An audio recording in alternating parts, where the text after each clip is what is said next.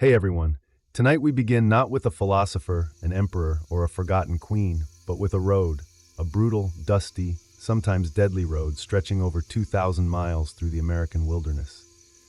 This road lured pioneers westward with promises of land and glory and delivered dysentery, starvation, and broken wagon wheels instead. So, before you get comfortable, take a moment to like the video and subscribe, but only if you genuinely enjoy what I do here. And let me know in the comments where you're tuning in from and what time it is for you. It's always fascinating to see who's joining us from around the world. Now, dim the lights, maybe turn on a fan for that soft background hum, and let's ease into tonight's journey together. So you've decided to go west. Bold choice. You've said goodbye to your house, your neighbors, and the idea of indoor plumbing. You're going to Oregon, land of opportunity, fertile soil, and death by river crossing. But first, you've got to pack. And packing a wagon is not like packing for a weekend trip to the lake. This isn't, did I forget my toothbrush? This is, will forgetting one axle pin result in my entire family starving in the Rockies? Kind of stress. Your wagon is roughly the size of a modern minivan, without suspension, insulation, or brakes. It's made of creaky wood and wishful thinking, covered by a canvas tarp that leaks at the worst possible moment. Into this glorified rolling coffin, you must fit 6 months' worth of supplies: food, water, clothing, bedding, tools, spare parts, medicine, a barrel of lard, your 5 children, and somehow your wife's piano. Spoiler, the piano doesn't make it past Kansas. You're already arguing, do you really need 2 crates of flour? Yes. Do you really need the cradle? Probably not. What about books? Absolutely not.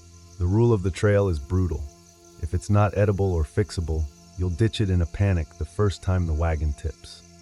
Meanwhile, your oxen, the real MVPs of this whole operation, are looking at you like you're the dumbest creature to ever hold a whip. They're half-trained, smell like damp hay and judgment, and they've already stepped on your foot twice. Your children are restless. Your wife is furious that you packed the chamber pot upside down. The neighbors are all watching, pretending to wave goodbye, secretly wondering if they can scavenge your wagon once you inevitably turn back or perish in Wyoming. And then the wheel breaks. You haven't moved an inch. It's day 0, and already you're bleeding from a splinter, drenched in sweat, and questioning whether manifest destiny was worth all this hassle. If you're this exhausted before you've even left Independence, Missouri, just wait until you meet your first thunderstorm on the prairie. So you thought you'd be sitting in the wagon like some frontier king bouncing gently across the prairie while the oxen did all the work? Think again. The reality hits about an hour after you finally leave Independence. Riding inside the wagon is a luxury, and a miserable one at that.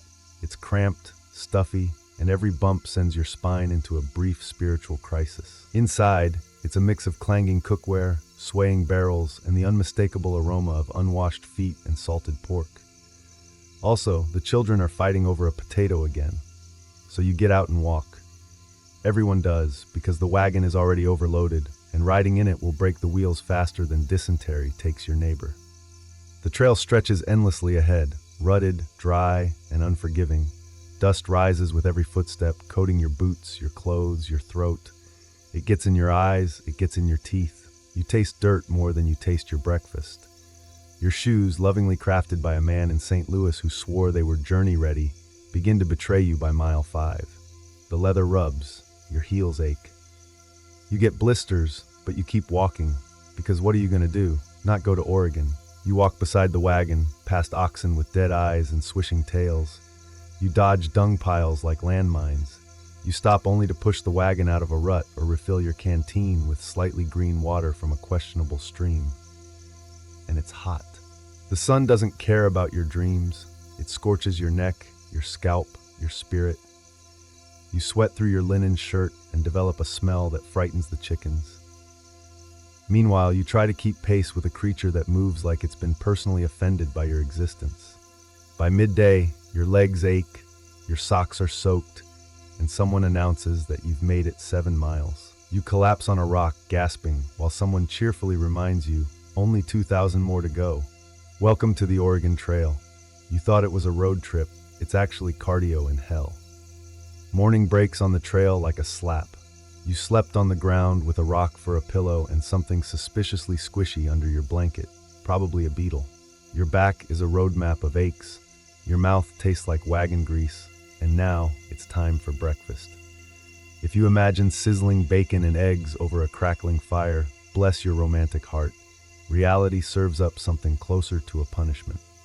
You get a dented tin plate, a lukewarm scoop of yesterday's beans, and a biscuit that could legally qualify as a building material. The beans are cold, the biscuit is hard, the vibe is desperation garnished with soot. There's no coffee, let's be clear about that. Coffee is for people with money, storage space, and hope. What you get is brown water, vaguely warm, filtered through a scrap of cloth that once dried your oxen. It tastes like dirt and dreams deferred. Still, you gulp it down, because the alternative is dying of thirst or drinking from that stream upstream of the dead mule. Someone tries to cheer you up by adding a spoonful of molasses to the beans. It helps, if only slightly. Mostly, it just makes the beans sticky and harder to clean off your fingers. The good news? Your hands are already filthy, so what's one more layer of shame? You eat sitting on an overturned bucket while watching your oxen chew cud like they know something you don't. A nearby Wagon family argues over whether they should ration the salt pork or just eat it all now and die full.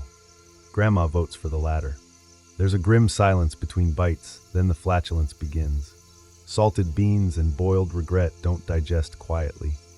A small child begins to cry. Another asks if sugar exists in Oregon. You lie and say yes. Cleanup is just as glamorous. You scrape your plate clean with a stick, rinse it with warm spit or a precious drop of water, and toss it back in the wagon next to the pickled cabbage jar you now deeply resent. And that was the good meal. Lunch, hope, dinner? If you're lucky, slightly warmer regret. So you thought you'd be traveling with noble steeds, galloping across the plains, your hair flowing in the wind like some 19th century action hero? Instead, you got oxen. 4 of them. Thick-necked, slow-hoofed, and about as graceful as a wardrobe on legs. These creatures aren't here to inspire poetry. They're here to drag your 1,600-pound death wagon across 2,000 miles of rutted misery, and they're not thrilled about it. You named them something cute when you started. Buttercup, Clover, Chestnut, and Hank. Now they go by their true names. Stubborn, flatulent, mostly useless, and Hank, still a jerk. Oxen don't move quickly, or at all if they're not in the mood, and they're rarely in the mood. They stand there chewing slowly, staring into space like they're contemplating the futility of life. You yell, they blink. You wave a stick, they fart. Sometimes they move, but only after you've started walking away in despair. They also don't steer well. They like to wander, usually toward poison plants, wasp nests, or steep drop-offs. It's like their internal compass points toward chaos. You try to correct them, but the yoke's twisted, the reins frayed, and your patience died somewhere back near mile 2. And they're loud, mooing, snorting, groaning. It's like traveling with a quartet of bored trombones. At night, you tie them to a tree and pray they don't wander off, tip the wagon, or plot against you in the moonlight. But here's the kicker. You need them desperately, because you're not pulling the wagon, neither is your 8-year-old son, no matter how enthusiastic he was back in Missouri. Without the oxen, your journey ends right there. So you feed them, brush them, and apologize after yelling, even though deep down you suspect they enjoy your suffering.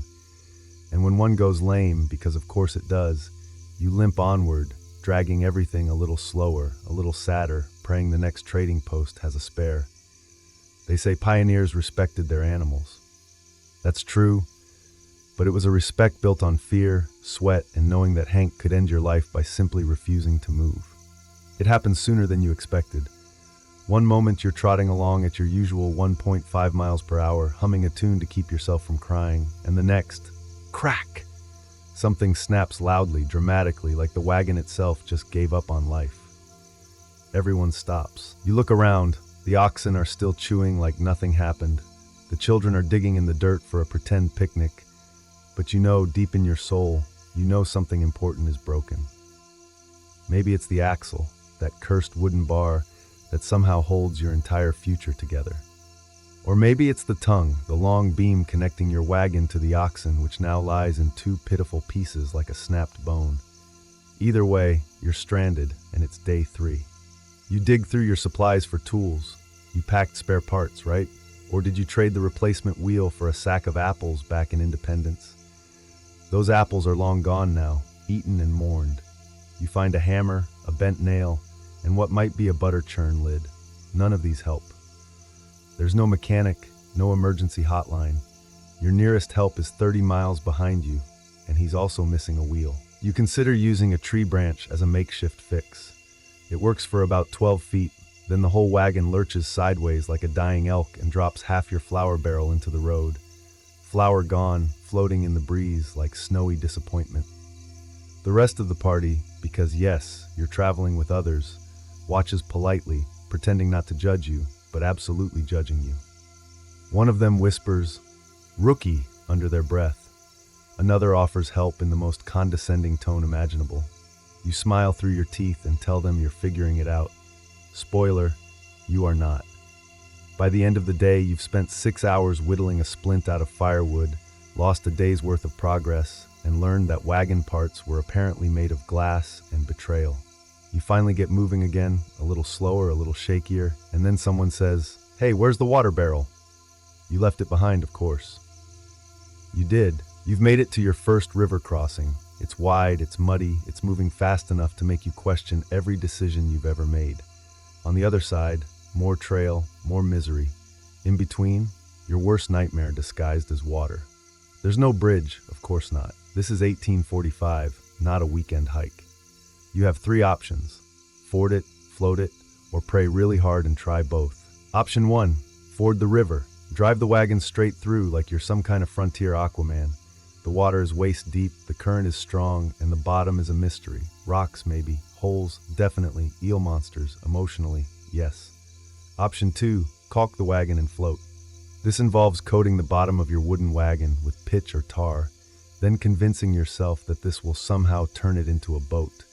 You pile your terrified children into it, load up your food barrels, and push off, hoping it floats and doesn't immediately become an underwater coffin. Option 3, ferry.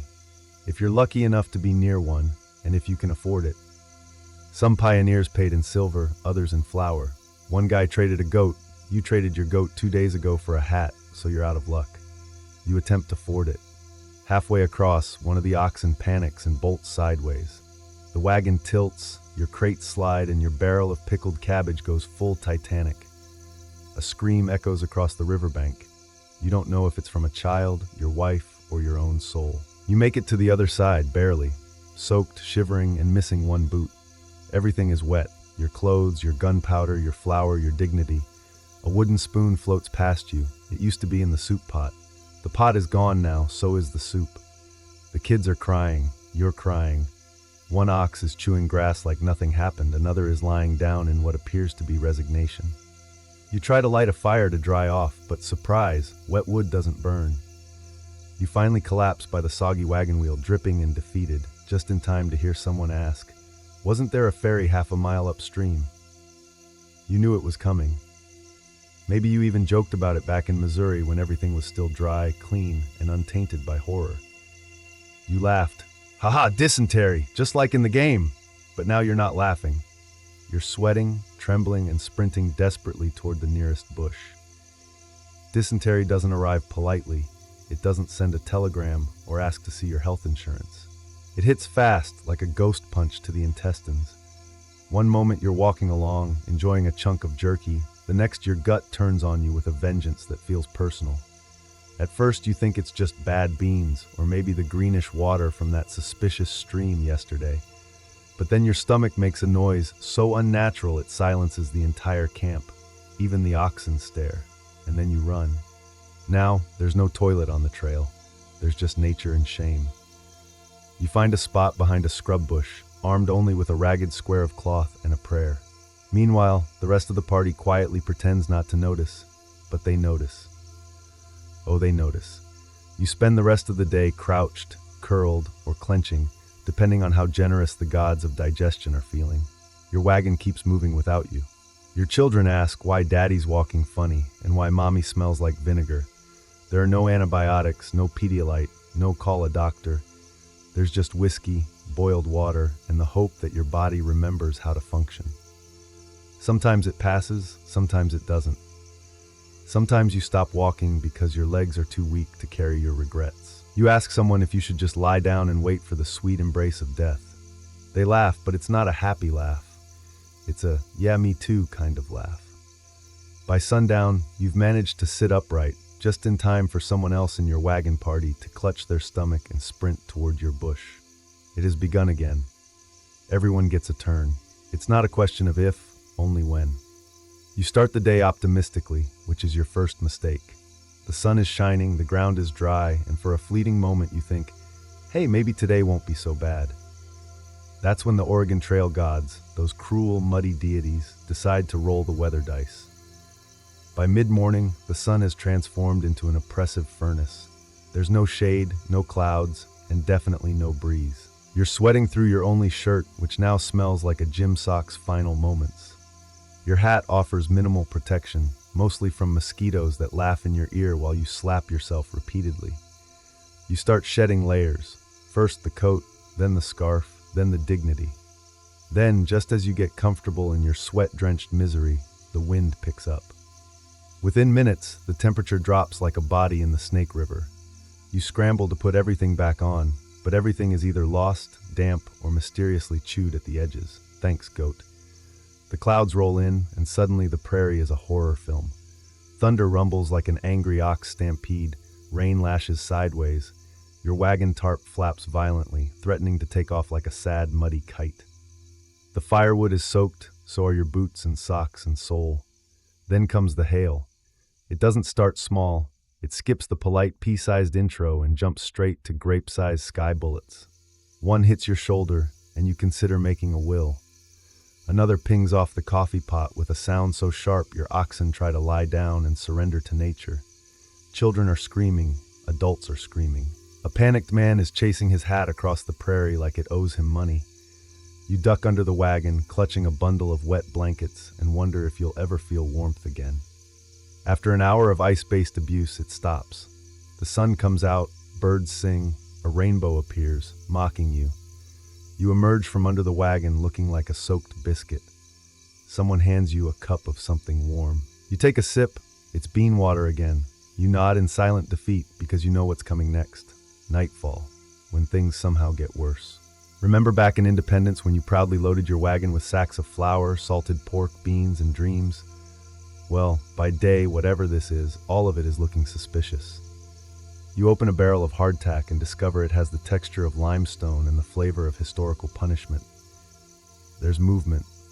Not metaphorical, literal. You close it again and pretend you didn't see anything.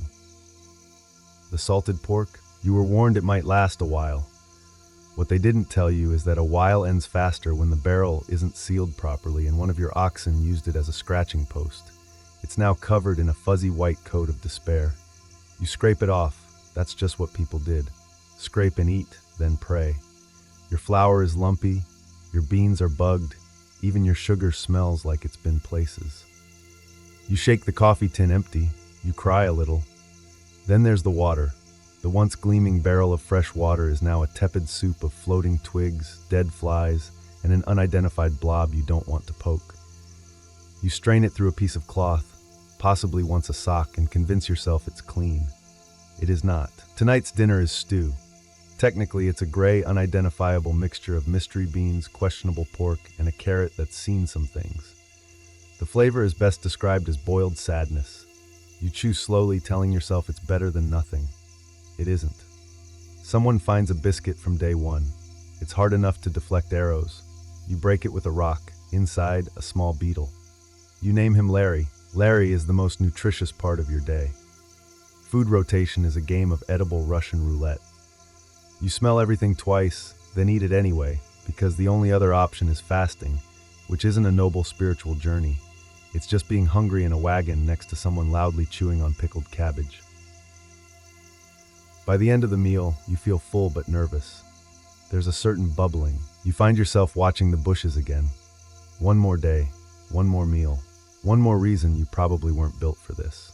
You wake up to the sound of sobbing, not the usual kind, not a child whining about blisters or someone groaning over spoiled beans. No, this one's different, heavy, final. You step out of the wagon and immediately know someone died last night. Maybe it was old man Jenkins, the one who looked like he was being held together by grit and jerky. Or maybe it was the little girl with the cough that wouldn't quit. Or the baby born 3 days ago under the wagon during a thunderstorm. You didn't even know her name. There are no undertakers, no polished caskets, no solemn organ music, just a shallow grave dug in hard dirt with a spade that's also used to scoop beans. The body is wrapped in a blanket, the least moldy one available, and lowered in with care, or at least with grim urgency. The preacher in your group, who also doubles as the blacksmith, says a few words. Something about dust and eternity and the Lord's will. Someone coughs. Someone else mutters about getting a move on, because the dead don't wait, but neither does the trail. There's no headstone, just a pile of rocks to keep scavengers away. You carve a name into a piece of wood if you have the time. If not, well, they'll be forgotten by the next rainstorm. Sometimes you wonder how many graves you've already passed without knowing. You try not to think about it. You focus on the wheel, the oxen, the miles ahead. You eat lunch with the taste of morning in your mouth. A child asks why grandma isn't walking today. You lie again. At first, it shakes you, then it dulls, then it becomes part of the routine. Someone dies, you bury them, you move on. Trail statistics tell you this is normal. 1 in 10 never made it. Disease, accidents, childbirth, exhaustion. You were warned. You just didn't think it would be someone you knew, someone who shared their molasses with you, someone who helped push your wagon out of the mud. Now they're in the ground, and the trail keeps pulling forward. Grief on the Oregon Trail has no pause button. By now you've learned that the Oregon Trail is less rugged adventure and more slow-motion breakdown with livestock. But just when you think the worst is behind you, the dysentery, the blisters, the funerals, nature decides to roll out its welcoming committee. First come the coyotes. They howl at night like a middle school flute recital, loud, off-key, and deeply unsettling. At first you think it's wolves, then someone explains, no, wolves would be quieter, coyotes want you to know they're laughing at you. Comforting. Then there are the snakes. Oh, the snakes. You roll up your bedding one morning and find a guest curled up in the folds, napping like it paid rent. It's a rattler. You scream, it doesn't. It just flicks its tongue like it's unimpressed by your shrieking and casually slithers off to find a less dramatic pioneer. By midday, you're refilling your canteen when you notice a set of tracks. Not oxen, not human. Big, clawed, probably bear, could be cougar. Either way, your odds of winning in a fistfight are hovering somewhere between grim and laughable. And let's talk about raccoons. If you thought these fuzzy bandits were cute, you've never had one unzip your food sack with the precision of a surgeon and make off with your last piece of hardtack while staring directly into your soul. One even tried to climb into the wagon at night. You threw a boot at it. It threw it back. But the crowning moment, the skunk. It waddles into camp like it owns the place. You try to shoo it off gently because you're not insane, but someone thinks loud clapping is a good idea. It isn't. It turns its fluffy rear toward the group and drops the stench equivalent of a full-blown existential crisis.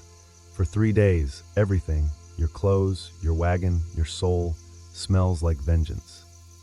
At this point, the oxen are the only animals you trust, and even they eye you like they're considering mutiny. Wildlife on the Oregon Trail doesn't care about your manifest destiny. It wants your food, your boots, and your dignity, preferably in that order. At some point on the trail, probably around mile 500, you stop noticing how bad everything smells. Not because things improve, but because your brain has raised a white flag and quietly left the building.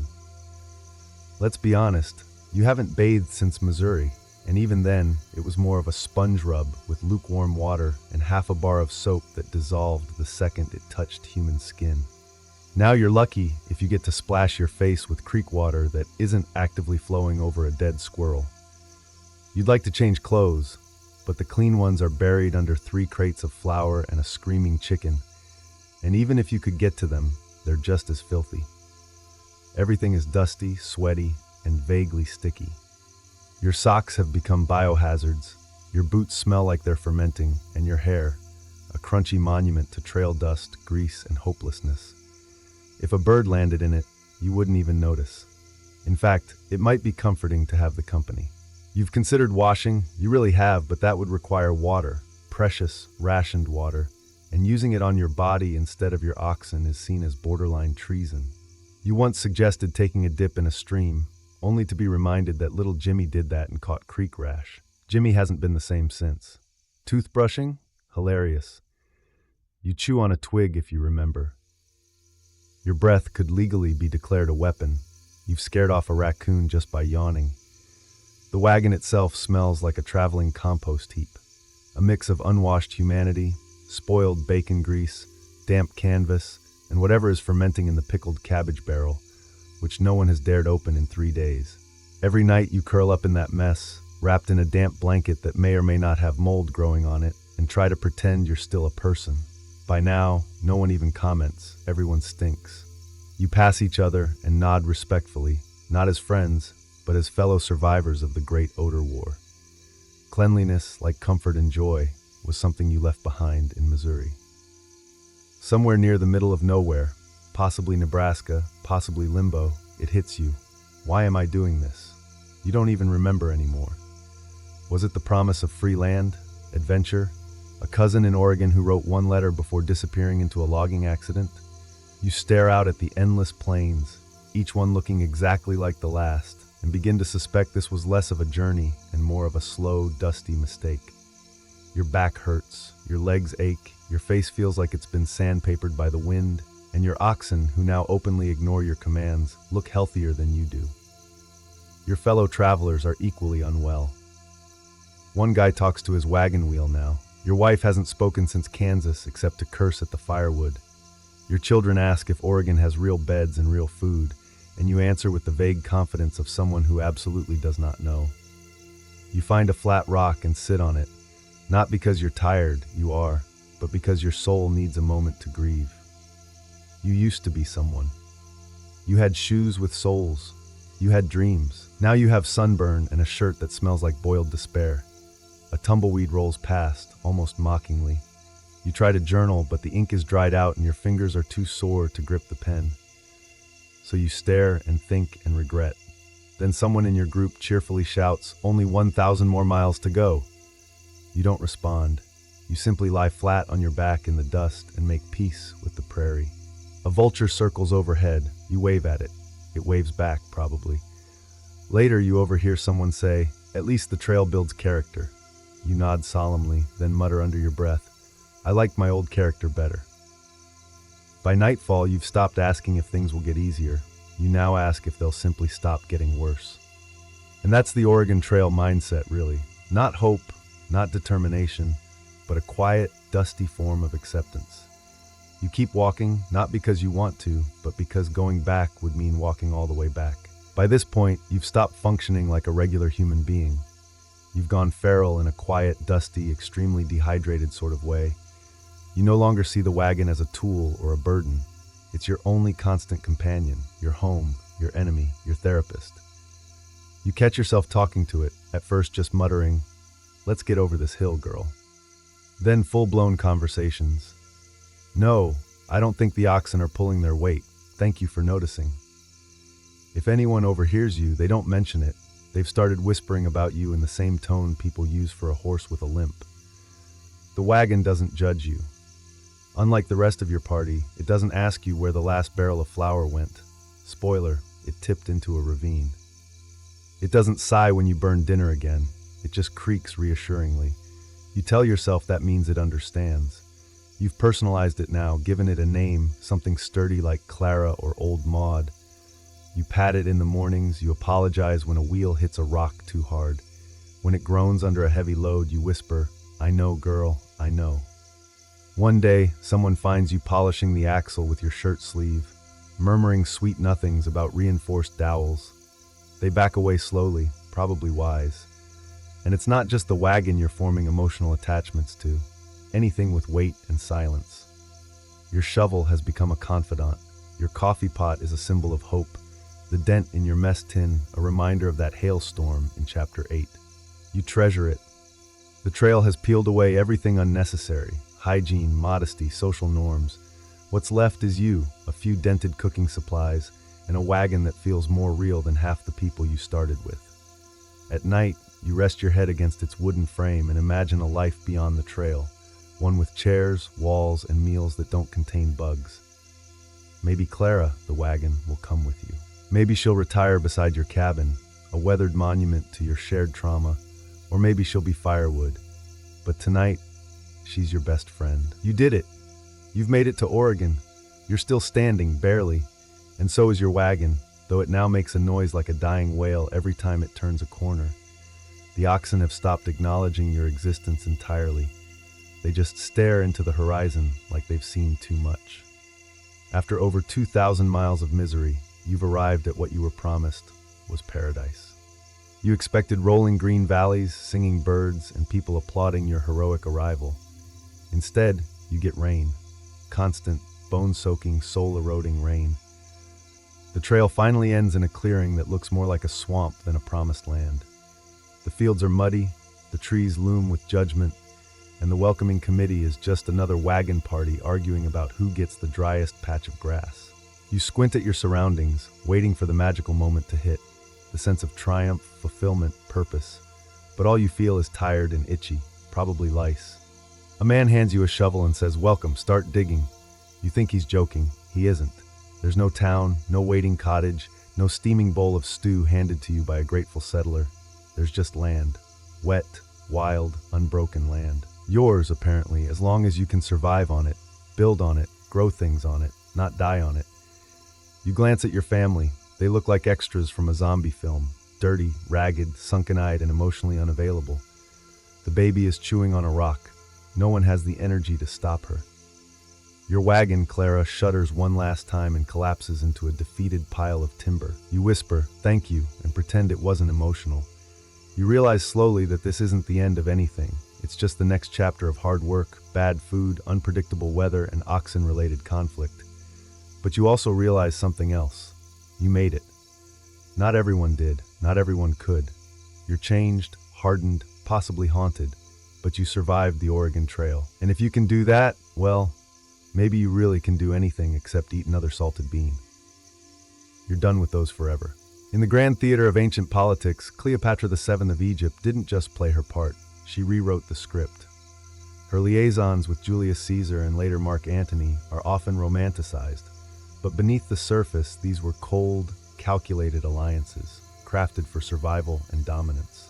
When Cleopatra ascended to the throne of Egypt in 51 BCE, she wasn't alone. She co-ruled with her younger brother Ptolemy XIII, as per dynastic tradition. But the young king's advisors quickly moved to sideline her, pushing Cleopatra into exile. Her response wasn't to rally an army or beg for clemency. It was to ally with the most powerful man in the known world. Cleopatra knew that aligning with Rome meant securing her kingdom's future. She had herself smuggled into Julius Caesar's quarters, allegedly rolled inside a carpet. Theatrics aside, she offered Caesar something more valuable than affection: stability in a volatile region and the riches of Egypt's grain and gold. Caesar, embroiled in his own civil war back home, saw the utility. He helped Cleopatra defeat her brother and reinstated her as queen. Soon after, their son Caesarion was born, though never formally recognized by Rome. Years later, Cleopatra repeated the strategy. When Caesar was assassinated, the Roman world fractured. Cleopatra saw another opportunity. She formed a powerful alliance, both political and personal, with Mark Antony, one of Rome's leading triumvirs. With him, she bore 3 children and jointly ruled vast territories stretching from Egypt to Syria.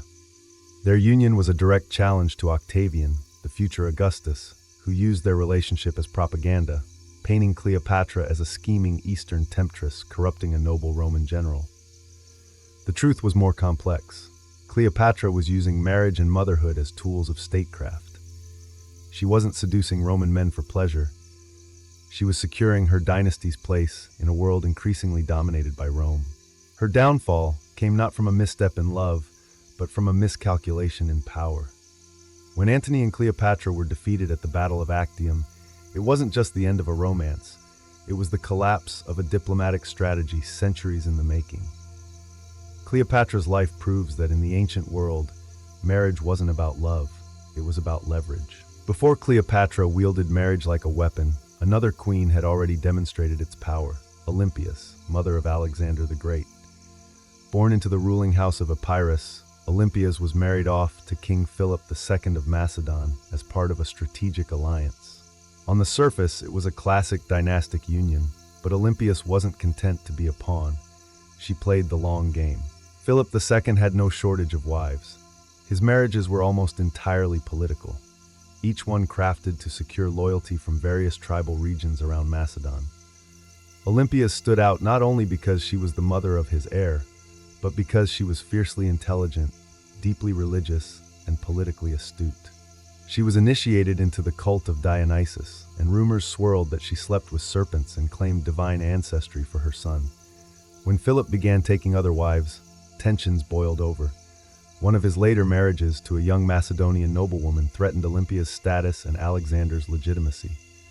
Olympias was exiled, and Alexander distanced himself from court life. But then came the shocking assassination of Philip at his daughter's wedding, a killing many believed Olympias orchestrated. With Philip dead, she returned to court not as a widow, but as a queen regent.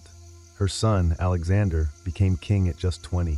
While he was off conquering Persia, Olympias stayed behind, fiercely protecting his throne. She eliminated political threats, outmaneuvered rival factions, and executed anyone who questioned her authority. She wasn't content with ceremonial power. She exercised real, often brutal control. What makes Olympias remarkable is that her marriage wasn't the end of her political journey. It was the beginning. She used her position as Philip's queen to birth a future conqueror, and then manipulated that status to wield power independently. Even after Alexander's death, she continued to scheme, trying to preserve her grandson's inheritance amid the chaos of the successor wars. Ultimately, her enemies caught up with her, and she was executed in a power grab. Still, her legacy endures. Olympias proved that royal women could be more than passive political tokens. In fact, they could be architects of empire. Her story laid the blueprint for queens like Cleopatra, who learned that in the ancient world, power often wore a wedding veil. While Olympias and Cleopatra used marriage to gain or maintain power in volatile regions, Livia Drusilla mastered a different game: long-term imperial influence from within Rome's most powerful family. Her marriage to Octavian, who would become Augustus, Rome's first emperor, was not just a love match. It was a calculated merger of prestige, wealth, and dynastic ambition. Livia was already married and pregnant when she first met Octavian. That didn't stop him. So captivated or strategically motivated was he that he forced a quick divorce from both sides. Livia's husband was exiled, and within months, she was married to the future emperor, still visibly pregnant from her previous union. It was the kind of scandal that would have destroyed reputations in the Republic. But the shifting tides of power were already washing away the old rules. Though Livia never bore Augustus a child, their marriage became the axis around which the Julio-Claudian dynasty revolved. Augustus adopted her sons from her first marriage, Tiberius and Drusus, effectively merging two powerful bloodlines. Livia became the ultimate Roman Matrona, poised, pious, and politically connected. But behind the scenes, she was anything but passive. Livia acted as a key advisor to Augustus for decades.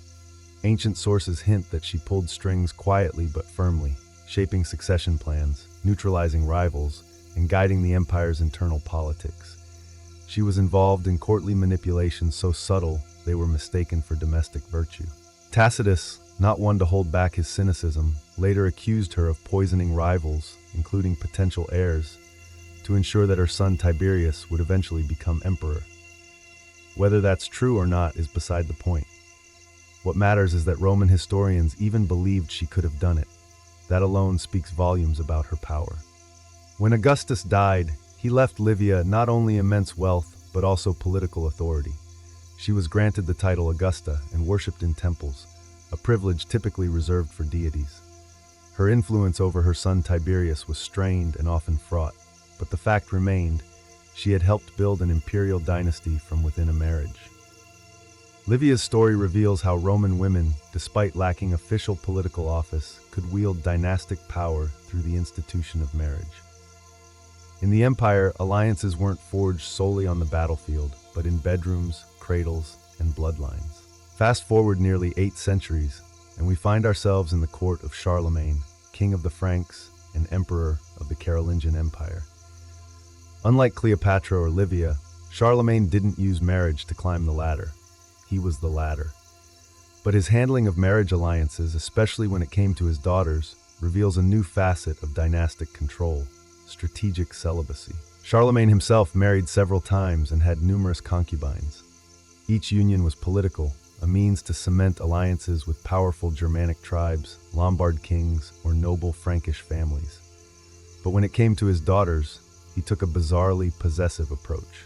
Despite living in an age where princesses were routinely traded like diplomatic currency, Charlemagne refused to marry off his daughters to foreign rulers or even local aristocrats.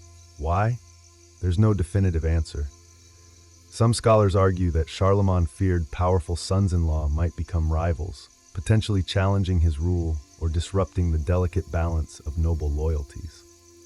Others believe it was a matter of control. By keeping his daughters unmarried, he ensured that all future dynastic decisions would come directly from his line and not be diluted by external influence. But this didn't mean his daughters lived like nuns. In fact, several had long-term lovers or bore children out of wedlock, sometimes even under Charlemagne's roof. Rather than punishing them, he allowed these arrangements to continue quietly, perhaps preferring domestic indiscretion over geopolitical risk. It was a peculiar contradiction: public chastity, private leniency. This policy, however, had consequences. It robbed the Carolingian Empire of potential diplomatic ties at a time when marriage could have quelled border disputes or stabilized regions. More importantly, it placed his daughters in an ambiguous social position: royal by blood, but unofficial by role, neither queens nor true courtiers. They lived in a kind of gilded purgatory.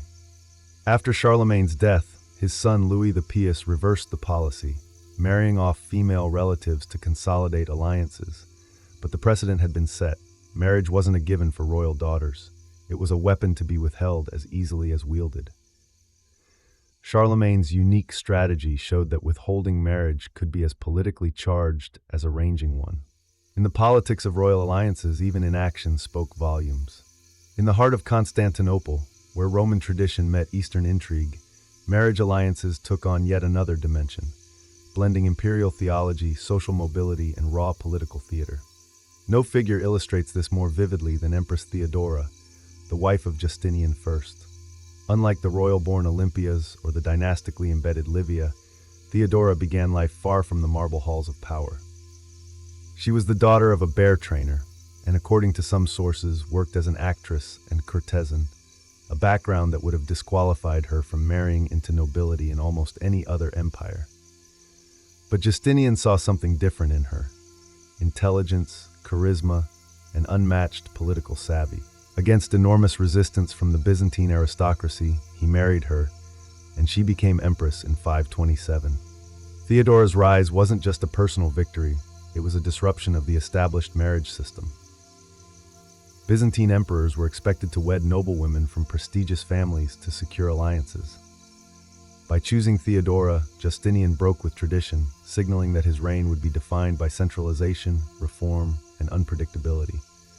And she didn't disappoint. Once empress, Theodora became Justinian's most trusted advisor.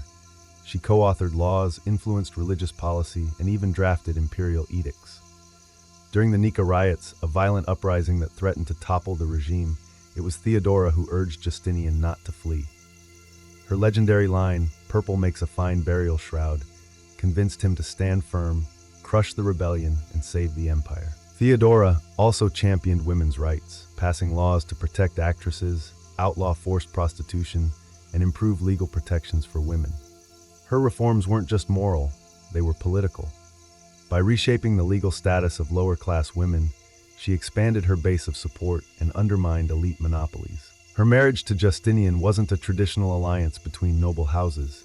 It was a partnership of ideals and ambition. Yet it had ripple effects across the empire. Aristocrats were outraged, but commoners saw hope. Foreign courts took note of the couple's strength, and their united front made Byzantium appear more stable and formidable. Theodora's story shows how a marriage could not only reflect the political landscape, it could redefine it entirely.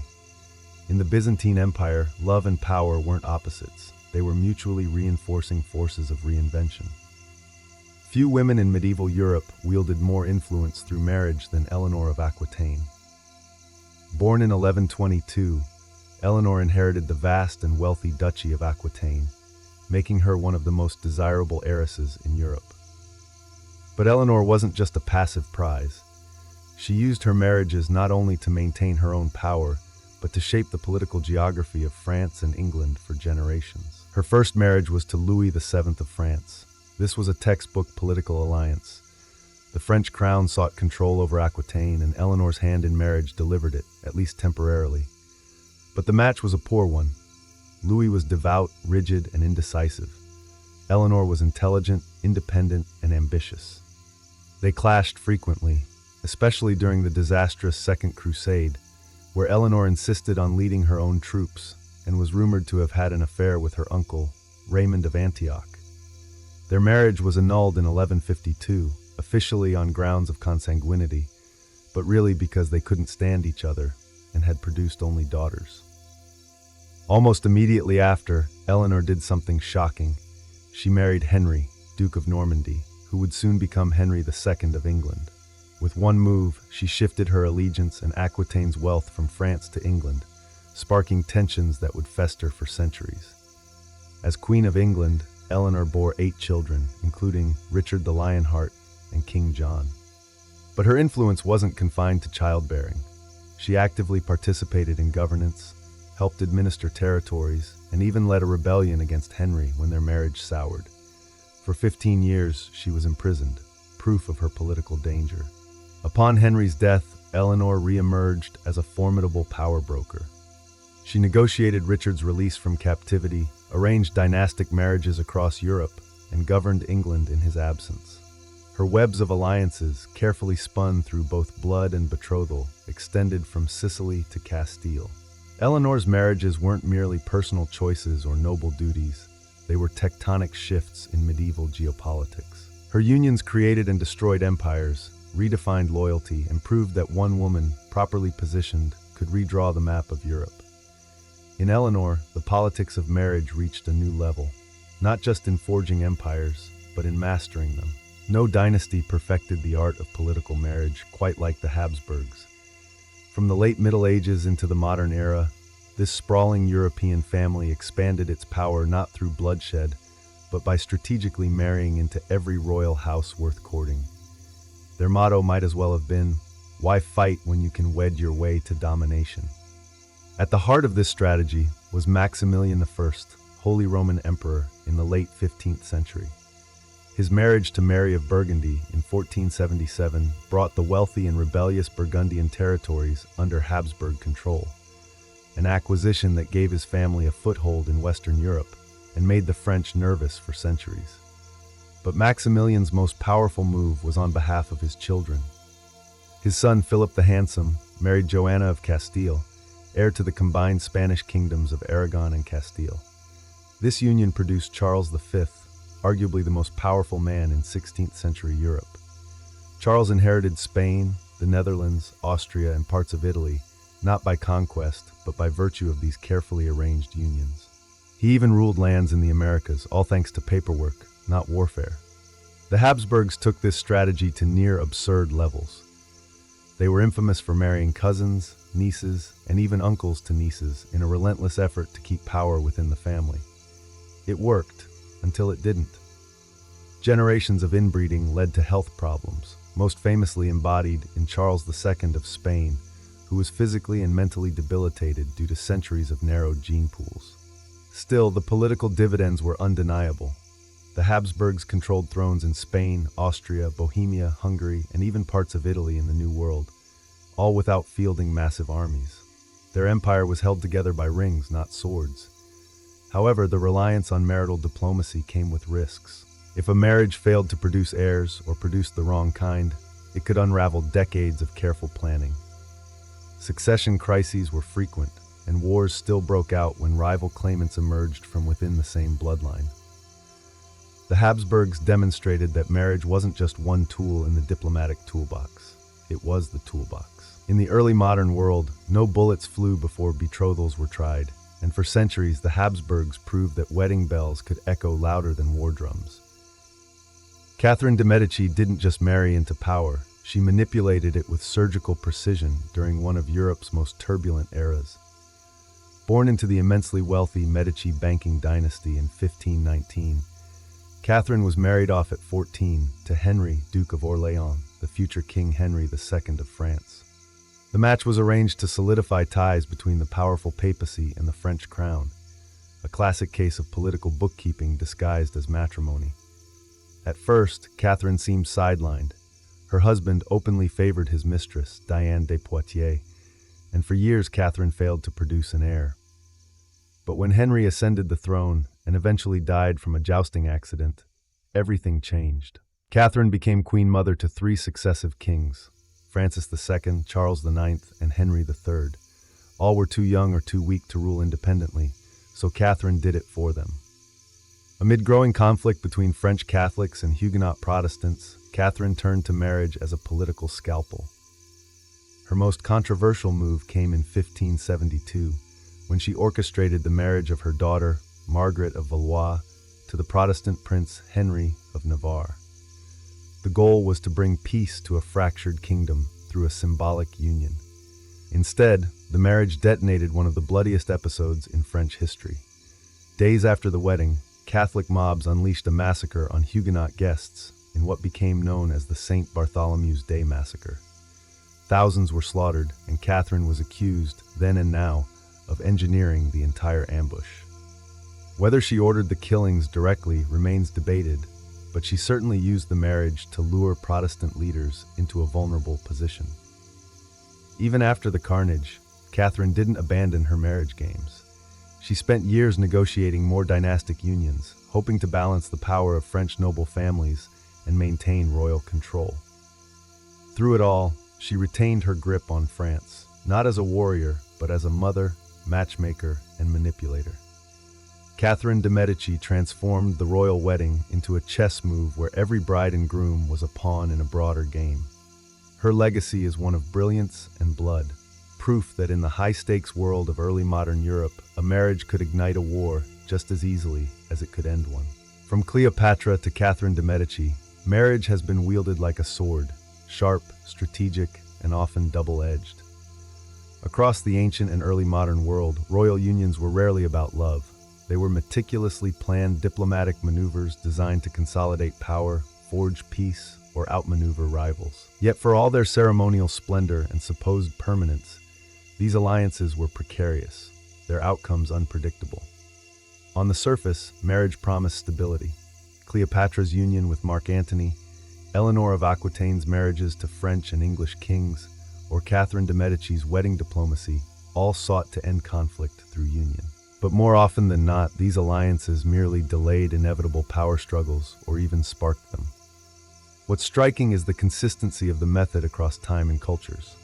Whether it was the Macedonians using marriage to bind the fractured Greek world, the Romans fusing noble houses for succession security, or the Habsburgs annexing territory through vows, the logic remained the same. Control the family, and you control the future.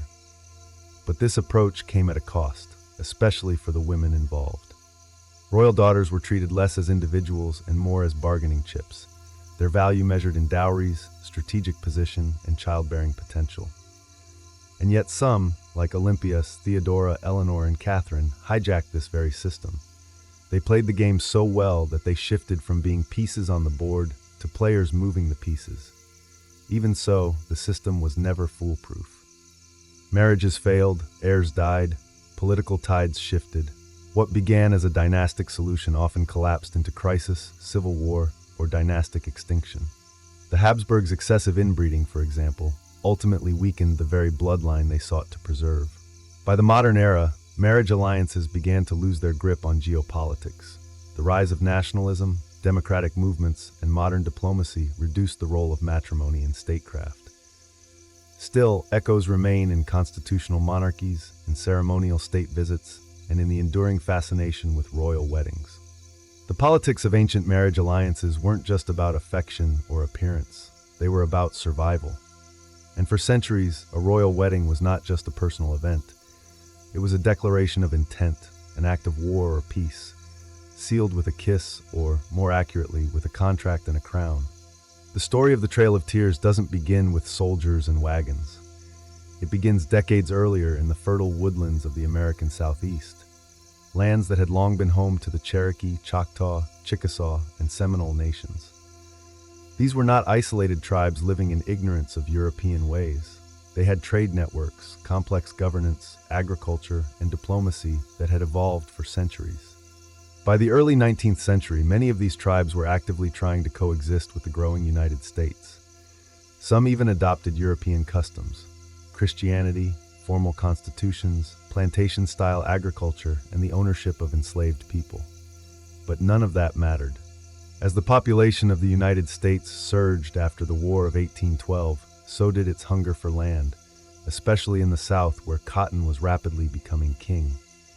White settlers, backed by local militias and opportunistic politicians, began encroaching on native land, pushing boundaries with a sense of entitlement cloaked in the ideology of manifest destiny, the belief that Americans had a divine right to expand across the continent.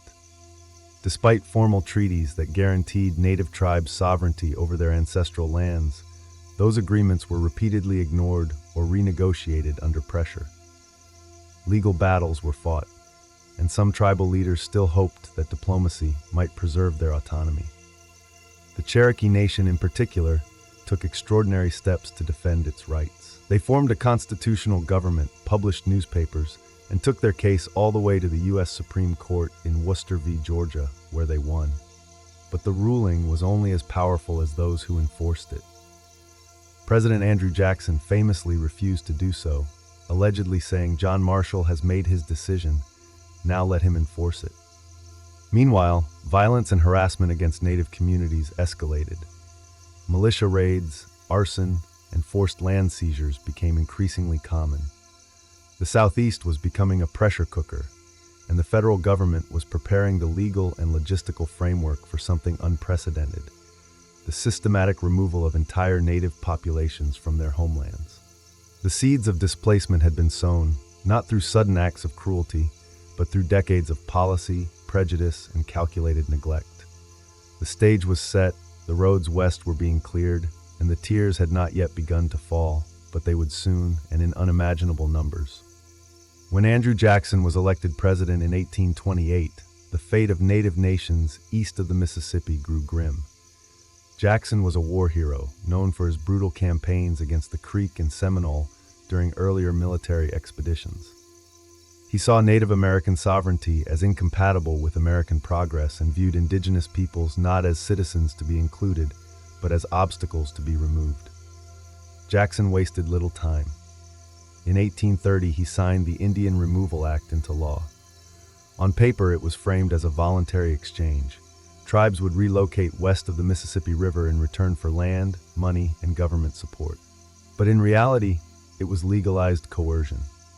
The law gave Jackson and future presidents the authority to negotiate removal treaties, many of which were signed under duress or by minority tribal factions without broad tribal support. The act passed in Congress by a narrow margin. Many Americans, particularly in the North, opposed it, including figures like Davy Crockett and missionaries who lived among Native communities. But in the South, the law was wildly popular. White farmers and speculators were eager to seize the lands of the so-called 5 civilized tribes, especially the fertile territories in Georgia, Alabama, and Mississippi. Georgia wasted no time. Even before the ink dried, the state moved to assert jurisdiction over Cherokee lands, ignoring both federal treaties and Supreme Court rulings that declared such moves unconstitutional. Cherokee leaders continued to resist through legal means, while Jackson's administration quietly encouraged aggressive encroachment. To Jackson and his supporters, removal was seen as a benevolent alternative to extermination or assimilation. He argued that it would save native nations from destruction by moving them beyond the reach of white settlers. But to the tribes, it was thinly veiled theft, an act of dispossession under the guise of policy. The Indian Removal Act marked a turning point.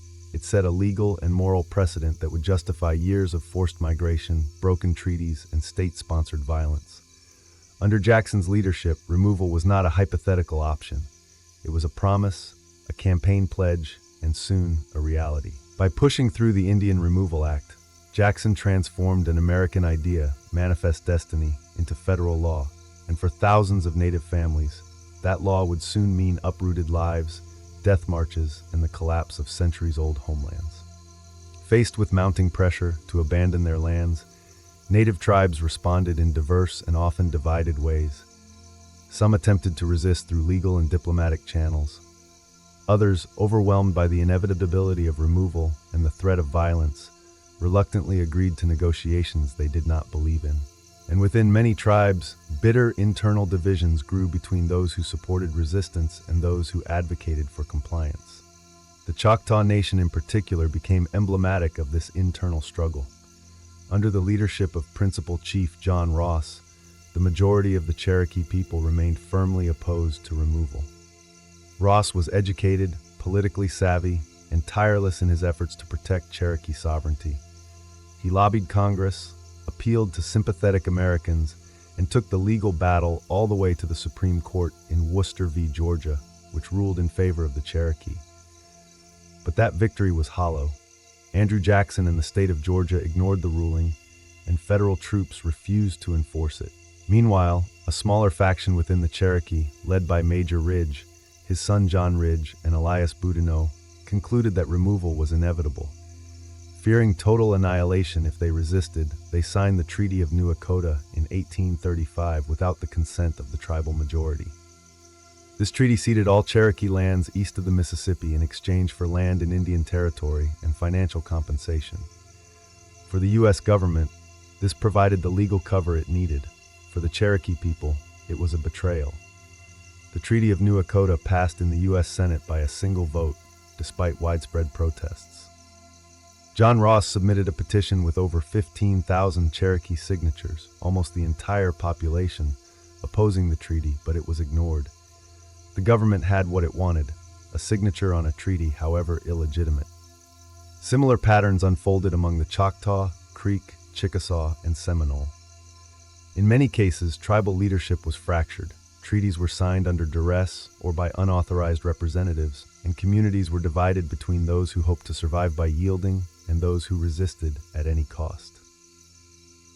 By the mid-1830s, the machinery of removal was already grinding forward. What had once been debated in Congress and the courts was now becoming reality. And for many tribes, resistance had failed, not because it lacked courage, but because the weight of American expansionism was too heavy to stop. The first major test of the Indian Removal Act came with the Choctaw Nation in 1830. The Treaty of Dancing Rabbit Creek was signed, another so-called agreement made under enormous pressure. It ceded over 11 million acres of Choctaw land to the United States in exchange for territory in what is now southeastern Oklahoma. The treaty promised money, supplies, and support for relocation, but the reality was starkly different. In 1831, the Choctaw began their forced exodus. It quickly turned into a humanitarian disaster. There were few wagons, inadequate food, and barely any medical support. The journey, hundreds of miles through swampy, frozen, and hostile terrain, was plagued by disease and starvation. One Choctaw leader called it a trail of tears and death, a phrase that would later define the suffering of all who followed. The government's incompetence and indifference were breathtaking. Contractors hired to transport and feed the Choctaw often failed to deliver, leaving families stranded or dead on the roadside. Heavy rains turned paths into impossible mud, and many died of pneumonia, dysentery, or exposure. It's estimated that over 2,500 Choctaw perished during or shortly after the journey, roughly 20% of those who were relocated. Hot on the heels of the Choctaw came the Creek Nation. They had fought fiercely against removal, and many were dragged west only after violent suppression. In 1832, under intense pressure, the Creek signed the Treaty of Casseta, ceding their remaining lands in Alabama.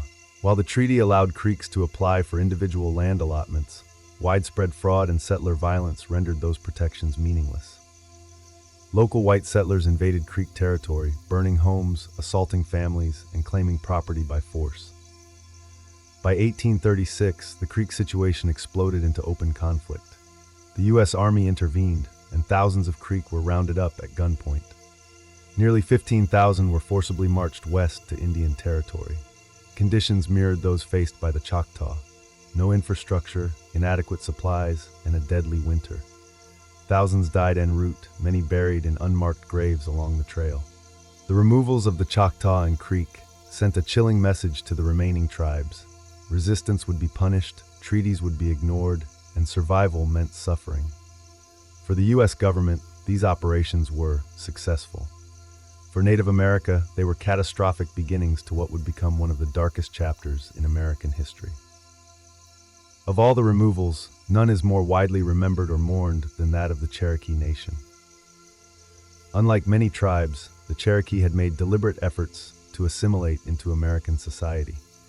They adopted a written constitution, developed a syllabary for their language, thanks to Sequoyah, printed bilingual newspapers, and built schools, farms, and even plantations. Their government was modeled on the U.S. system, and many hoped that assimilation would earn them the right to stay on their ancestral lands. But these efforts did not protect them.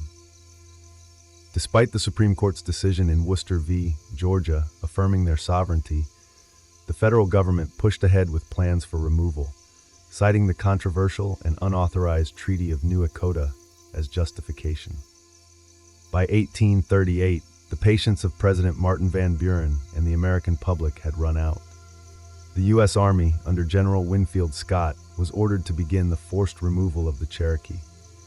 Troops rounded up over 16,000 Cherokee from their homes in Georgia, Tennessee, North Carolina, and Alabama. Families were separated, people were herded into stockades like cattle, with barely any notice to collect their belongings. Many died in these makeshift prisons, even before the journey began. The march west, covering more than 1,000 miles, began in the fall of 1838. The Cherokee were forced to travel on foot, often without adequate shoes, clothing, or food. The government failed to provide promised wagons and supplies, and harsh weather, first the summer heat, then winter snow, made the journey hellish. Entire families succumbed to dysentery, pneumonia, and exhaustion. Leaders like Chief John Ross tried desperately to make the journey more humane, negotiating for self-led detachments to allow more flexibility. Even so, thousands perished. The most widely accepted estimates suggest that between 4,000 and 5,000 Cherokee died along the Trail of Tears, nearly a quarter of their entire population. The emotional toll was just as severe. Communities that had lived together for generations were scattered, sacred sites were left behind, a culture deeply rooted in its homeland was forcibly replanted in unfamiliar soil. The Cherokee removal became the symbol of everything the Trail of Tears represented: broken promises, national betrayal, and the horrific cost of American expansionism. And though it was framed as policy, it was at its core a forced death march, driven by greed and indifference. Unlike the Choctaw, Creek, or Cherokee, the Seminole did not go quietly or entirely at all. Their removal was the bloodiest and most prolonged of all, stretching over several decades and involving 3 brutal wars. The Seminole were a unique people, a fusion of various Native American groups and escaped enslaved Africans who had found refuge in the swamps and hammocks of Florida. That diversity, combined with their guerrilla warfare tactics and deep familiarity with the terrain, made them formidable opponents. After the Treaty of Payne's Landing in 1832, the U.S. government claimed that the Seminole had agreed to relocate. But many Seminole leaders rejected the treaty, arguing it had been signed by a small, unrepresentative group under false pretenses. When American troops arrived to enforce removal, resistance exploded into open warfare. The Second Seminole War, which began in 1835, became one of the longest and costliest Indian conflicts in U.S. history. Led by the charismatic and defiant warrior Osceola, the Seminoles struck swiftly from the shadows. They ambushed troops, vanished into the Everglades, and refused to submit. Osceola himself became a symbol of indigenous resistance, eloquent, fearless, and unbroken. But his story ended in betrayal. In 1837, Osceola was captured under a false flag of truce during supposed peace negotiations. He was imprisoned and died of illness shortly after his capture. Osceola's capture marked a turning point, but not the end. Fighting continued for years. The government poured millions into the campaign, deploying tens of thousands of troops in an effort to root out the resistance. Ultimately, thousands of Seminole were killed or forcibly removed, sent to Indian Territory in Oklahoma. Yet some held on. A small number of Seminole families never surrendered, retreating deeper into the Florida wilderness. Their descendants remain in Florida to this day, proud of being the only major tribe that never signed a formal surrender treaty. The Seminole resistance challenged the narrative that native removal was inevitable or orderly. It exposed the cruelty of the government's tactics and the resilience of a people who chose defiance over submission. Where others walked the trail of tears, the Seminole dug in, fought back, and left a legacy of resistance that echoes across American history as a rare but powerful refusal to be erased. By the early 1840s, most of the forcibly removed tribes had completed their harrowing journeys to Indian Territory, an expanse of land in what is now Oklahoma, set aside by the U.S. government as a supposed permanent home for Native Americans. But even after the trauma of removal, their suffering was far from over. Life in Indian Territory was brutal, unfamiliar, and fraught with new challenges. The land was rough, untamed, and often unsuitable for farming. Tribes had to start over from scratch, rebuilding homes, communities, schools, and governments. Some arrived during harsh winters with little shelter.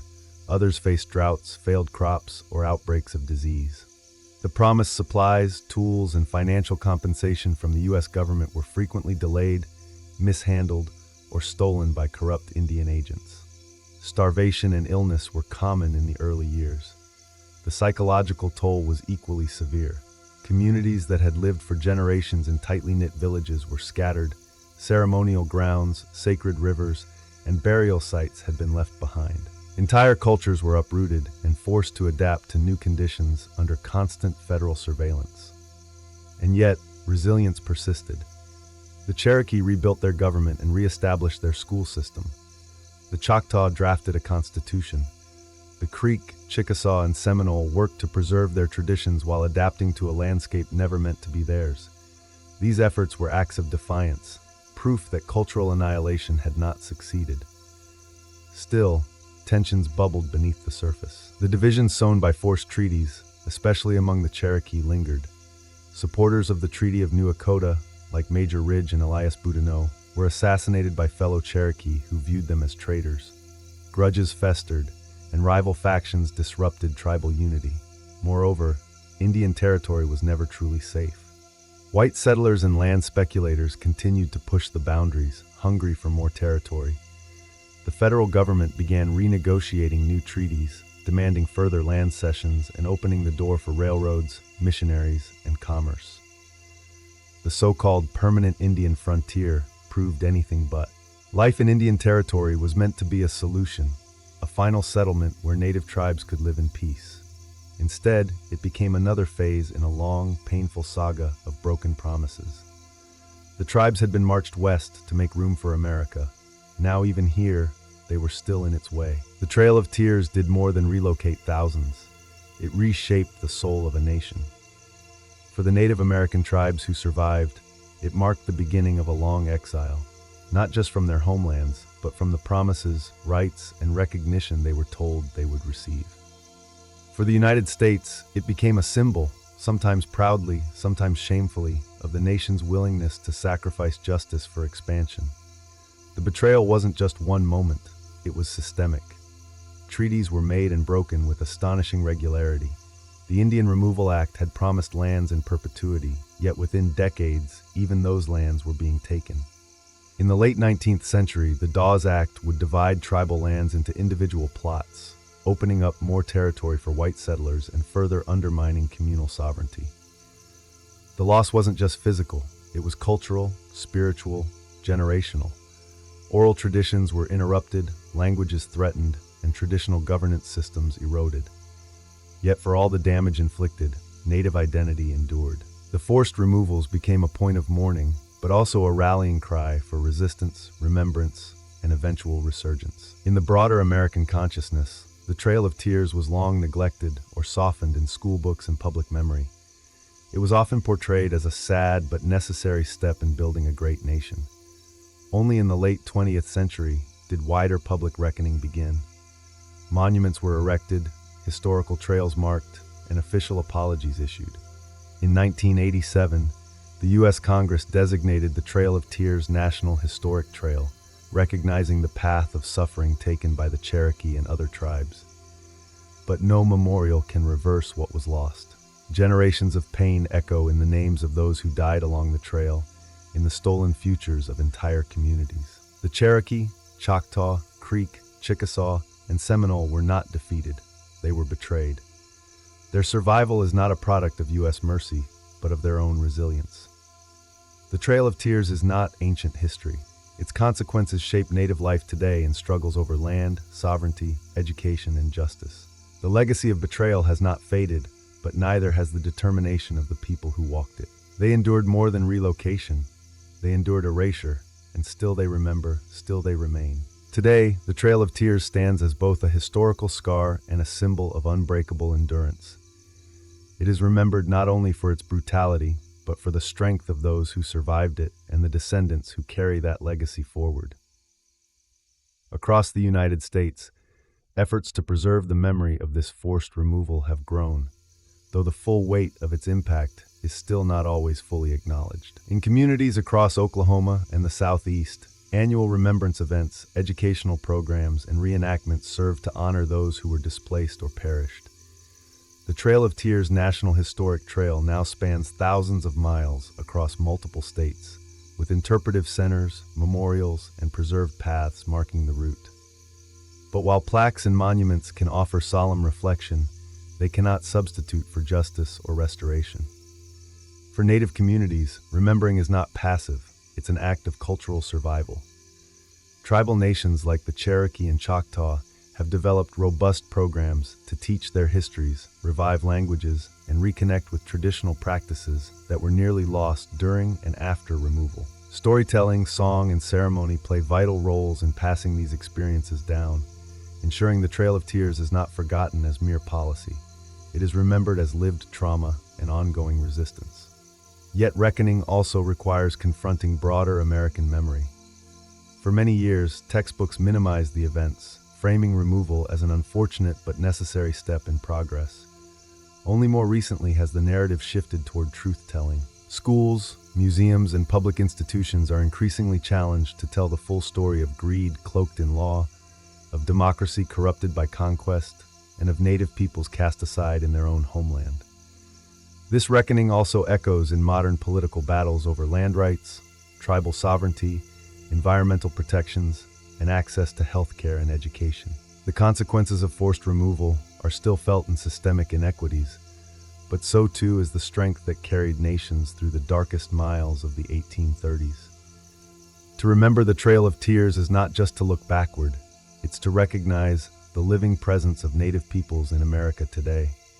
It's to honor survival, demand justice, and refuse to let history be rewritten to comfort the powerful.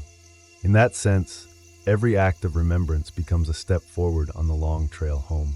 In ancient Babylon, justice wasn't just handed down by kings, it was etched in stone for all to see. Around 1754 BCE, King Hammurabi commissioned a towering stele inscribed with what would become one of the earliest and most influential legal codes in human history, the Code of Hammurabi. Standing over 7 feet tall and written in cuneiform script, the black basalt monument was meant to project both order and authority.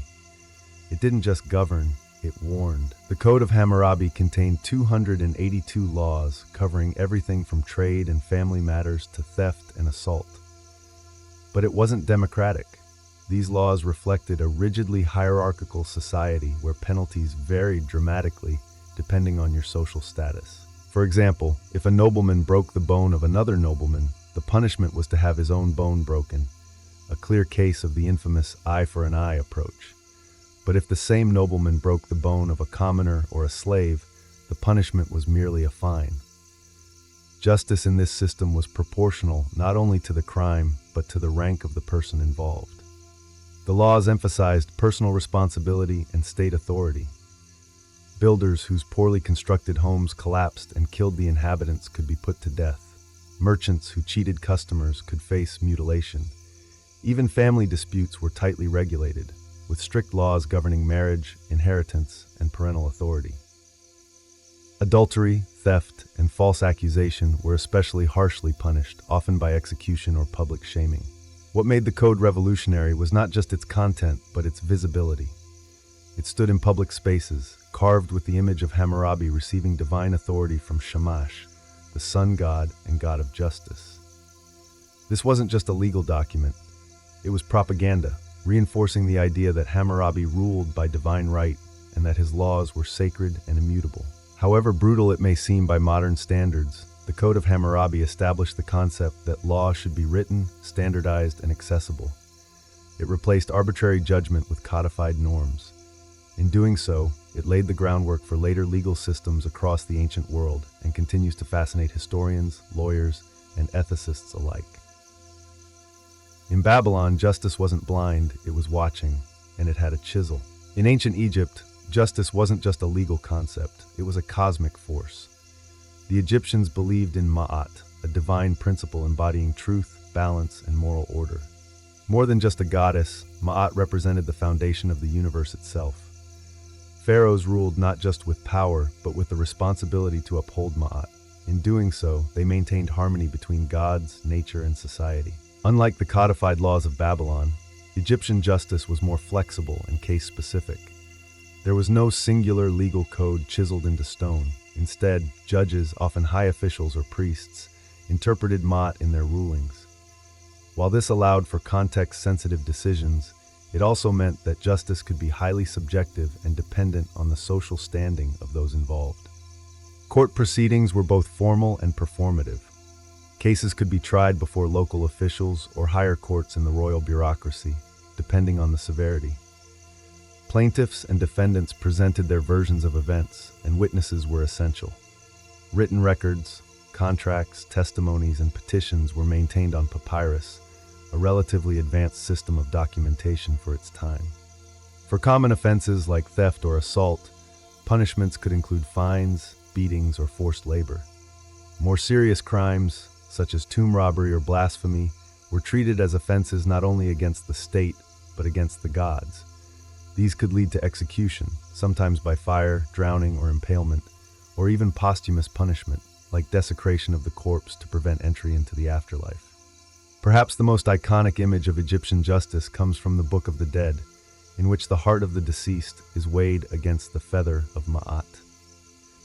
If the heart was heavy with wrongdoing, it was devoured by Ammit, a crocodile, lion, hippopotamus monster, and the soul was condemned to oblivion.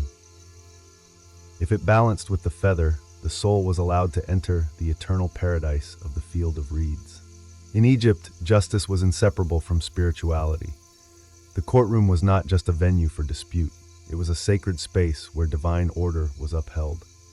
Unlike Babylon's rigid laws, Egyptian justice flowed with the moral tides of Ma'at, rewarding those who lived in harmony with truth and punishing those who disrupted the balance of the cosmos.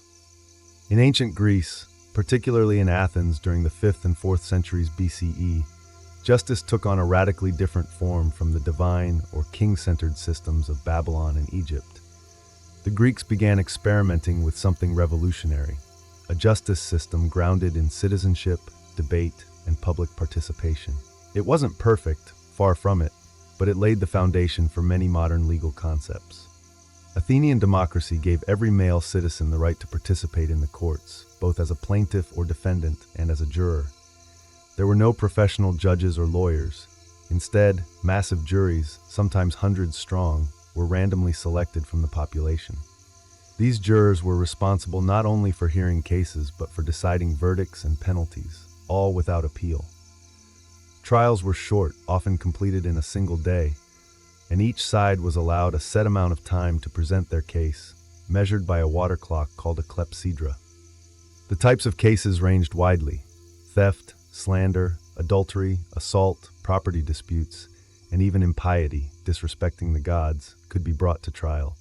While punishments for minor offenses were often fines or exile, more severe crimes could lead to death, particularly in cases involving treason or religious sacrilege. Socrates, for example, was famously sentenced to death for allegedly corrupting the youth and disrespecting the gods. Importantly, Greek justice systems did not rely on a written legal code accessible to all. While some laws were inscribed publicly, much of the legal knowledge was held by a small, literate elite, meaning outcomes often depended more on rhetoric than on precedent. A clever speaker, or a rich citizen who could hire a skilled orator to speak for them, had a clear advantage. Justice was tied closely to persuasion and performance. Athenians also used a form of preemptive justice called ostracism, in which citizens could vote once a year to exile someone from the city for 10 years. No crime had to be proven, just a consensus that someone had become too dangerous or powerful for the health of the state. Though flawed, ancient Greece introduced the idea that justice could be a collective civic responsibility, not just the decree of a ruler or priest. It was an early and chaotic experiment in legal equality that still echoes in today's courtrooms. In ancient India, justice was rooted in a profound and layered concept called dharma, a term that defies easy translation but roughly means duty, righteousness, and cosmic law. Unlike the law codes of Babylon or the civic trials of Greece, Indian justice was not just about right and wrong, it was about maintaining harmony in the universe, society, and the self. Dharma varied depending on one's age, caste, gender, and stage of life, making justice a deeply contextual and moral affair. The legal framework in ancient India was first formalized in texts known as the Dharma Shastras, with the most well-known being the Manusmriti, or Laws of Manu, compiled around the 2nd century BCE to the 3rd century CE. These texts weren't laws in the modern sense, but spiritual and social guidelines that shaped legal thinking for centuries. They defined everything from property rights and inheritance to marriage contracts and punishments. The caste system was central to this legal vision. Brahmins, priests, kshatriyas, warriors, vaishyas, merchants, and shudras, laborers, were each subject to different rules and penalties. For instance, a Brahmin committing a certain offense might face a fine or temporary exclusion from rituals, while a Shudra committing the same act could be sentenced to corporal punishment or worse. Justice in this system was not blind. It was hierarchical, deeply tied to one's birth. Despite this, Indian justice was not entirely unforgiving. The concept of intent mattered, as did repentance. A wrongdoer could lessen punishment through penance or charity, and judges were encouraged to consider the moral and spiritual state of the accused. Kings often served as the highest judicial authority, advised by Brahmin scholars and ministers, blending divine law with royal decree. Trials could involve ordeals, especially when evidence was inconclusive. These included holding red-hot iron, walking through fire, or retrieving objects from boiling oil, believed to reveal guilt or innocence based on divine will. Such methods were seen as a last resort, not standard practice. Above all, justice in ancient India aimed to restore cosmic balance. It wasn't just about punishing crime, it was about righting spiritual wrongs, correcting social disorder, and guiding souls back toward dharma. It was a justice system where morality, religion, and law were inseparable. Across the ancient world, when legal systems hit a wall, when evidence was lacking, witnesses unreliable, or accusations unprovable, societies often turned to the gods to decide.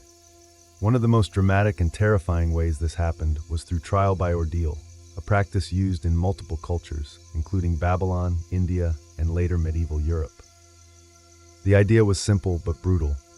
If human justice couldn't determine guilt, divine justice would intervene through pain. In Babylon, one common ordeal involved throwing the accused into a river. If they floated or survived, the gods had spared them, and they were declared innocent. If they drowned, guilt was confirmed, though inconveniently, the dead could no longer be punished. This method reflected a deep belief in divine oversight, as water was seen as a sacred and impartial force. In ancient India, as outlined in the Dharma Shastras, multiple forms of ordeal existed. These included walking across hot iron plowshares, retrieving coins from boiling oil, or surviving exposure to venom. The logic wasn't cruelty, it was divine arbitration. Surviving unharmed or with minimal injury was interpreted as proof of innocence. The gods, it was believed, would not allow the innocent to suffer without cause. Though horrific by modern standards, trial by ordeal wasn't always purely physical. In some cases, it involved oaths taken in sacred spaces. Swearing on a holy object or invoking a deity's wrath was thought to bind the speaker to truth.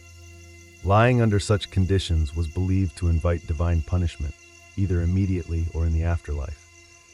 The psychological power of ordeal was immense. It could terrify the guilty into confession and bolster the faithful's belief in cosmic justice. But it also revealed how fragile human legal systems were, how deeply ancient peoples felt the need for something beyond human judgment. Ordeals were usually a last resort, a way to settle cases no one could otherwise resolve. Despite their reliance on supernatural outcomes, ordeals reflected a desire for fairness. They were brutal, yes, but they were also democratic in a strange way. Kings and peasants alike could be subjected to them. In the absence of forensics or due process, suffering became a courtroom, and the gods were expected to serve as judge, jury, and executioner. In ancient Egypt, justice was not administered by impartial courts or elected juries. It flowed directly from the divine authority of the pharaoh. As both king and living god, the pharaoh was seen as the earthly embodiment of Ma'at, the principle of truth, balance, and cosmic order. This meant that maintaining justice wasn't just a political duty, it was a sacred obligation. The pharaoh had ultimate legal authority. His word could overrule any judgment, command the execution of criminals, pardon the guilty, or rewrite laws at will. This concentration of power was justified not through human logic but through divine sanction. To disobey the pharaoh was to disrupt the harmony of the universe. But the pharaoh didn't govern alone. A vast bureaucratic system extended across Egypt, from royal officials in the capital to local magistrates in provincial towns. These officials acted as judges, scribes, and investigators. Their decisions were guided by royal edicts and the principles of Ma'at, rather than a formal legal code. Written laws were rare and largely case-based, passed down through precedent and scribal training. Courtrooms varied in size and importance. In local villages, disputes might be handled by a council of elders or temple priests. In major cities, formal judgment halls heard complex cases involving property, theft, assault, and inheritance. Proceedings were recorded in meticulous detail on papyrus scrolls, many of which survive today, giving us a rare window into how ancient Egyptians argued and judged. Trials included elements of both testimony and written evidence. Plaintiffs and defendants gave their accounts, often under oath. Witnesses were called, and physical evidence, when available, was considered. False accusations were taken seriously, and if proven, could result in the accuser receiving the punishment intended for the defendant. Punishments varied widely, from restitution and fines to flogging, forced labor, or execution. Crimes against temples, tombs, or royal property were treated with special severity. Yet the system also emphasized rehabilitation and compensation. In many cases, wrongdoers were given opportunities to make amends, particularly if they confessed voluntarily. What made Egyptian justice unique was its fusion of absolute monarchy and moral expectation. The pharaoh may have ruled with unchecked power, but he was expected to wield it with fairness in the eyes of his people and his gods. A just ruler wasn't merely feared, he was revered as the guardian of cosmic balance. While divine kings and priestly classes dominated justice in many ancient civilizations, ancient Greece, particularly democratic Athens, took a dramatically different approach. Justice was no longer the exclusive domain of gods and monarchs. It became a public duty, shared and enacted by citizens through councils and popular assemblies. In Athens, the administration of justice rested primarily with two major institutions, the ecclesia, the citizen assembly, and the heliaia, a massive popular court composed of citizen jurors. Rather than being handed down from rulers, law and justice were shaped by everyday male citizens who took turns participating in governance. Laws were proposed and voted on by the assembly, while trials were conducted by large juries, sometimes numbering 500 or more, to prevent bribery or manipulation. There were no judges in the modern sense. Instead, magistrates, selected by lottery or popular vote, organized trials and ensured procedures were followed. However, it was the jurors, drawn randomly from citizens over the age of 30, who decided the verdict, with no appeal process and no deliberation room. Verdicts were final, and penalties were voted on directly after guilt was determined. This system favored persuasive speech over evidence. Defendants and plaintiffs had to represent themselves or hire skilled orators to write speeches on their behalf. Rhetoric was everything, and clever manipulation of public emotions could sway the outcome. While this system promoted civic participation, it also meant that justice could be uneven, less about law and more about persuasion. For certain political matters or threats to the state, special assemblies or councils were convened. One famous mechanism was ostracism, where citizens voted once a year to exile anyone deemed dangerous to democracy. No crime had to be committed, just a public consensus that someone's influence was unhealthy. 10 years in exile, no trial, no defense. Despite its imperfections, the Greek council-based system introduced powerful new ideas: the importance of peer judgment, open debate, and the notion that law belongs to the people. It was messy, emotional, and sometimes unjust, but it was also revolutionary. In Greek justice, the courtroom was a stage, the citizen was the judge, and justice was a public performance, one in which every man had a part to play, and where power was held briefly in the hands of the people themselves. In ancient India, justice extended far beyond courtrooms and punishments.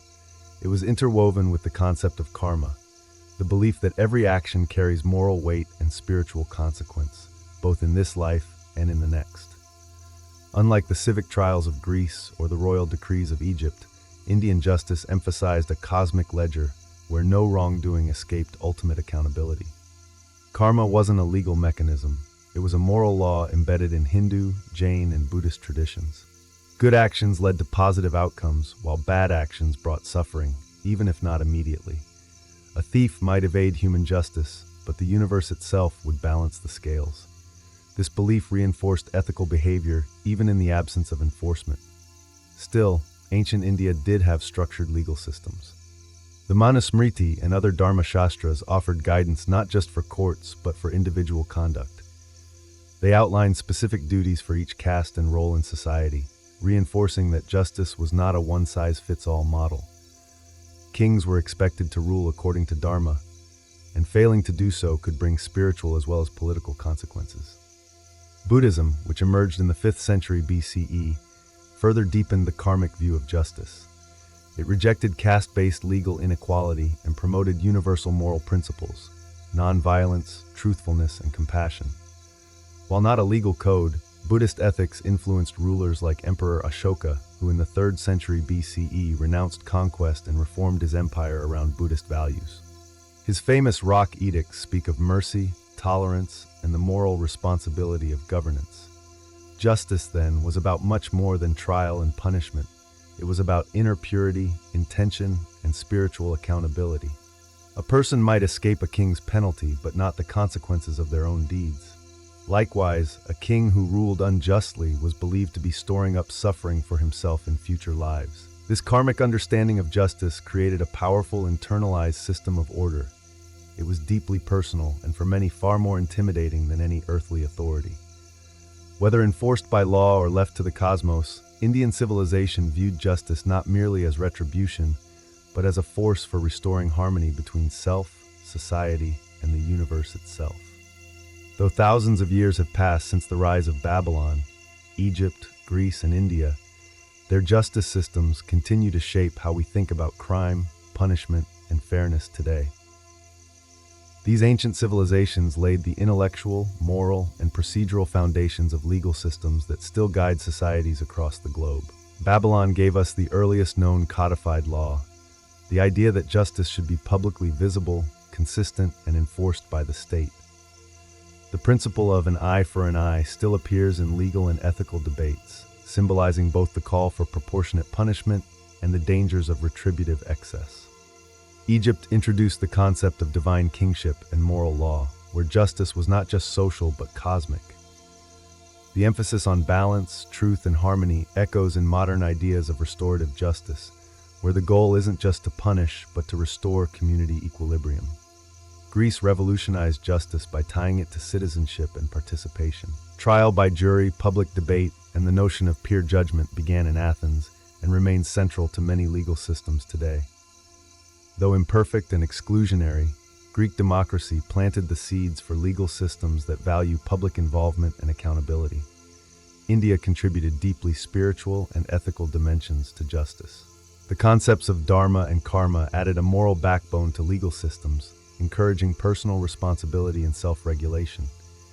Even today, Indian law reflects a hybrid system where British legal structures coexist with religious and customary laws, demonstrating the enduring power of ancient traditions. These systems weren't flawless. They were often unjust, classist, patriarchal, and brutal. They privileged the elite, punished the vulnerable, and enforced hierarchies. But they also posed essential questions still relevant today. Who gets to define justice? Is it grounded in divine authority, civic consensus, or moral truth? Should law be equal for all or adjusted for social role? How do we balance punishment with mercy? Modern law may be more humane and structured, but it carries the DNA of these early systems. We still carve laws into stone, figuratively, expecting them to uphold order. We still debate justice in courts, assemblies, and temples of thought. And we still wrestle with the same eternal tension between power and fairness, law and morality, crime and consequence. In many ways, our pursuit of justice is ancient and ongoing.